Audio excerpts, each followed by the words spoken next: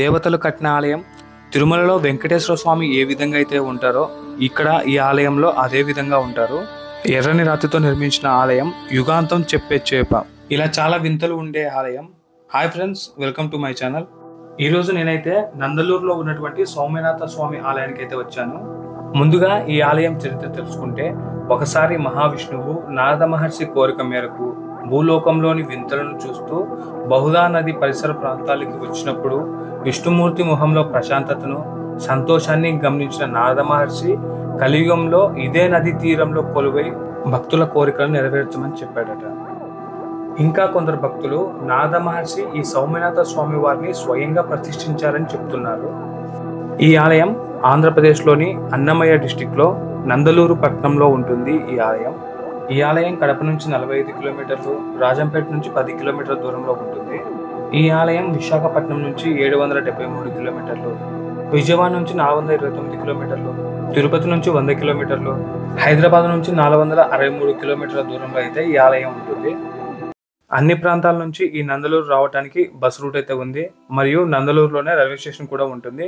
ఫ్లైట్లో రావాలనుకున్న వారు nearest airport వచ్చేసి కడప ఎయిర్పోర్ట్. కడప నుంచి ఈ ఆలయం 44 కిలోమీటర్ల దూరంలో ఉంటుంది. ఈ ఆలయం 11వ శతాబ్దంలో చోళ వంశ రాజైన కులోత్తుంగ చోళుడు ఈ ఆలయాన్ని నిర్మించాడు. ఈ ఆలయం దాదాపు 10 ఎకరాల్లో విస్తరించి 4 రాజగోపురాలు మరియు 108 స్తంభాలతో అయితే ఈ ఆలయం ఉంటుంది.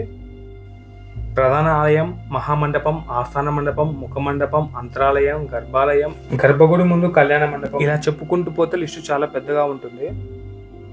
ఈ ఆలయంలో ఒక వింత ఉందని చెప్తున్నారు. అదేంటంటే కళ్యాణ మండపం క్రింద భాగాన సింహపు తలను చెక్కారంట.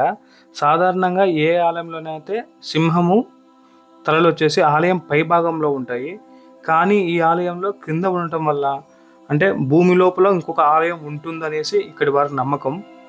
అంటే ఈ ఆలయం కింది భాగంలో ఇంకో ఆలయం ఉందనేసి ఇక్కడి వారి నమ్మకం.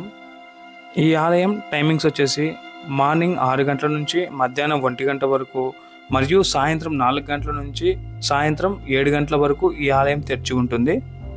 ఇక్కడ గర్భాలయంలో ఉన్నటువంటి మూల విరాట్ విగ్రహం తిరుమల కొండలోని శ్రీ వెంకటేశ్వర స్వామి విగ్రహాన్ని పోలి ఉంటుంది. ఒక తేడా ఏంటంటే ప్రధాన విగ్రహం అభయహస్తంలో ఉంటుంది, అయితే తిరుమలలో స్వామివారు కట్టి వరద హస్తంతో మనకు దర్శనమిస్తారు. అదొకటే తేడా అనమాట. ఈ ఆలయానికి వచ్చే భక్తులు స్వామివారిని దర్శించి 9 ప్రదక్షిణలు చేసి తమ కోరికను కోరుకుంటారు. ఆ కోరిక నెరవేరిన తర్వాత 108 ప్రదక్షిణలు అయితే ఈ ఆలయంలో చేస్తారు. ఈ ఆలయంలో స్వామివారు ఉదయం నుంచి సాయంత్రం వరకు ఉండే సూర్యకాంతిలోనే అత్యంత ప్రకాశవంతంగా కనిపిస్తారు. అంటే ఈ ఆలయం అంతరాలయంలో కరెంటు ఉండదు. మనం దీపం వెలుగులోనే స్వామివారిని చూస్తాము. ఈ దీపం వెలుగులో స్వామివారు ముగ్ధ మనోహరంగా ఉంటారు. ఒకసారి మీరు రియల్గా చూస్తే తిరుపతిలో శ్రీ వెంకటేశ్వర స్వామి వారిని దర్శనం ఏ విధంగా చేస్తామో అదే అనుభూతి ఈ ఆలయంలో మీరు పొందుతారు. ఈ ఆలయం పైభాగాన ఒక పెద్ద చేప చెక్కబడి ఉంది. కలియుగాంతానికి వచ్చే జలప్రలయంలో ఇది జీవం పోసుకొని ఈదుకుంటూ వెళ్తుంది అనేసి ఇక్కడ స్థానికుల నమ్మకం.